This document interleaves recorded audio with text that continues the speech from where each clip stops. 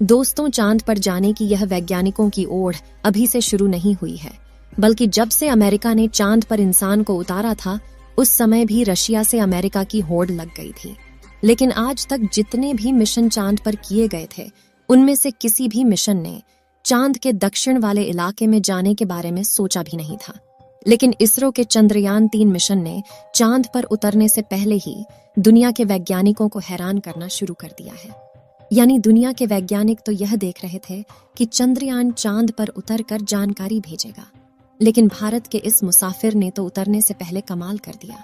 अभी हाल फिलहाल की ताजा अपडेट के बारे में बात करें तो इसरो ने जानकारी देते हुए बताया है कि चंद्रयान 3 चांद के बहुत ज्यादा नजदीक चला गया है।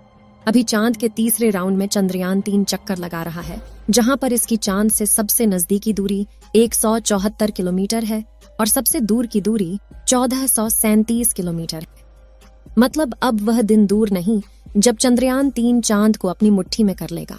14 तारीख तक तो यह इसी कक्षा में चक्कर लगाता रहेगा, लेकिन 14 अगस्त के दिन में दोपहर 11:30 से 12 बजे के बीच अगली कक्षा में प्रवेश कर जाएगा। लेकिन जैसे जैसे चंद्रयान 3 चांद के नजदीक आता जा रहा है, वैसे वैसे वैज्ञानिकों की धड़कनें बढ़ रही हैं, क्योंकि इस मिशन का सबसे मुश्किल पड़ाव ही चांद की जमीन पर सही सलामत उतरना है। उसके बाद सभी लोग 16 अगस्त के दिन की राह देख रहे हैं। यह दिन हम सब के लिए बहुत ज्यादा स्पेशल होने वाला है। इस दिन चंद्रयान अपने मकसद के आखिरी पड़ाव पर पहुंच चुका होगा। दरअसल यही वो दिन होगा जब इसका प्रोपल्शन मॉड्यूल विक्रम लैंडर से अलग हो जाएगा। अब आपके दिमाग में सवाल आ रहा होगा कि आखिर वैज्ञानिक इस काम को कैसे अंजाम देंगे। दरअसल ये काम वैज्ञानिक बड़ी ही चतुराई से करने वाले हैं। इन दोनों को आपस में जोड़ने वाले जो हुक लगे होते हैं, उसको वैज्ञानिक खोल देंगे, जिसके बाद पिछले हिस्से की रफ्तार धीरे धीरे कम हो जाएगी और आगे के इस हिस्से की रफ्तार स्थिर रखी जाएगी, ताकि आगे वाला हिस्सा अपनी कक्षा में आगे बढ़ जाए और पिछले वाला बिना किसी नुकसान के अलग हो जाए।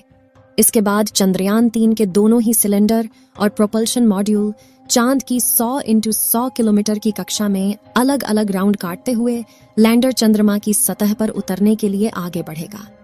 यहाँ से आगे का सफर इसके लिए बहुत ज्यादा मुश्किल होने वाला है। आगे की जानकारी देने से पहले आपको बता दें कि आखिर अब चंद्रयान 3 ने क्या खुशखबरी भेजी है। दरअसल चांद के जिस गड्ढों की बात दुनिया भर के वैज्ञानिक कर रहे थे, उन गड्ढों को असल में चंद्रयान 3 ने बता दिया है। हम आपको पहले भी बता चुके हैं कि चांद के दक्षिण वाले इलाके में बहुत बड़े बड़े गड्ढे मौजूद हैं। उनमें से कुछ का आकार तो कई किलोमीटर में फैला हुआ है। ऐसे गड्ढों को देखकर कोई भी स्पेस एजेंसी वहां पर अंतरिक्ष यान को उतारने से पहले कई बार सोचते हैं। इन्हीं डरावने गड्ढों की तस्वीरें चंद्रयान 3 ने दुनिया के सामने भेजी हैं। इस तस्वीर को देखकर इसरो के वैज्ञानिकों की आंखें खुशी से भर गईं, जब चंद्रयान 3 के अंदर लगे हुए हाई रेजोल्यूशन कैमरे ने चांद की खूबसूरत तस्वीरें कैप्चर की।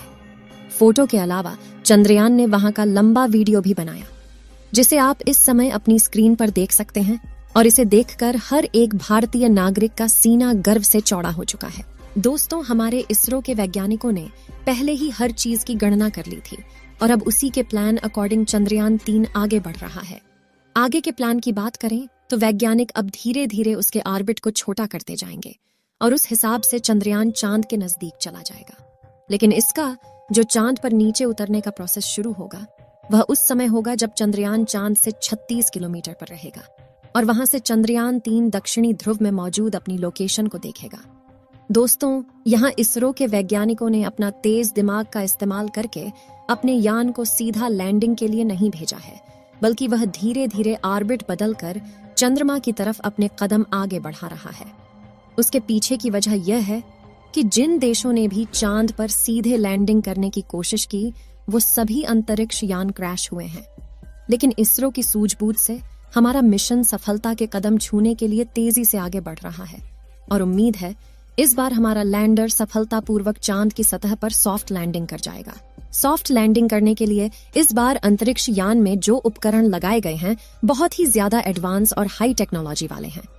चंद्रयान 3 को हर परिस्थिति में सटीक जानकारी देने वाले लेजर डॉपलर नाम का उपकरण इसके अंदर लगा हुआ है।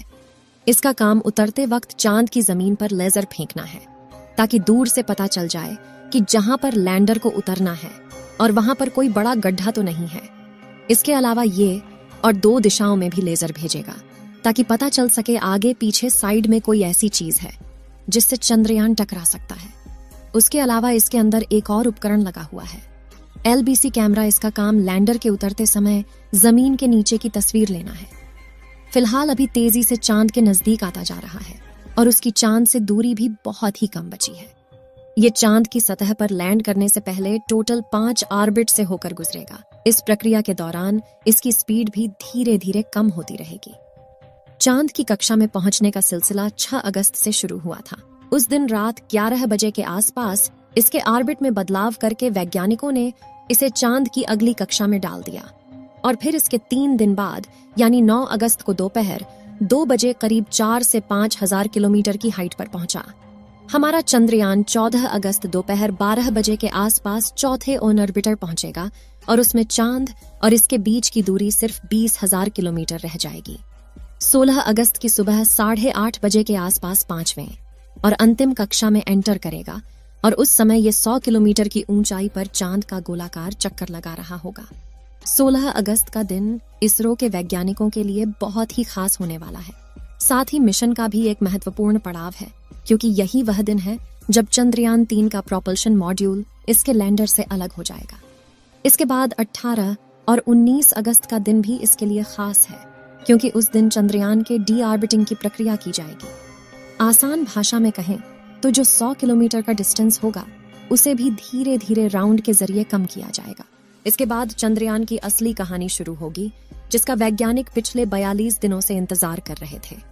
23 अगस्त को शाम 5:47 पर हमारा लैंडर चांद की सतह पर अपने कदम रखेगा और वह हर भारतीय के लिए गर्व का क्षण होगा।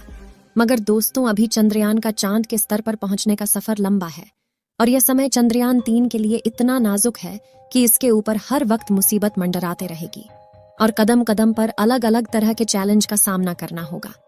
इसके बारे में खुद इसरो का भी कहना है कि अब असल खतरों का खेल शुरू हो चुका है। इस मिशन के सफल होने की दुआएं आप कमेंट बॉक्स में करते रहें। चलिए दोस्तों, इस वीडियो को यहीं पर खत्म करते हैं। इस वीडियो को एक लाइक जरूर करें और अपने मित्रों तक इस वीडियो को शेयर करें ताकि उन्हें भी जानकारी मिल सके और अपने भरोसेमंद चैनल को सब्सक्राइब जरूर करें और बेल आइकन को ऑल पर सिलेक्ट करना बिल्कुल ना भूलें।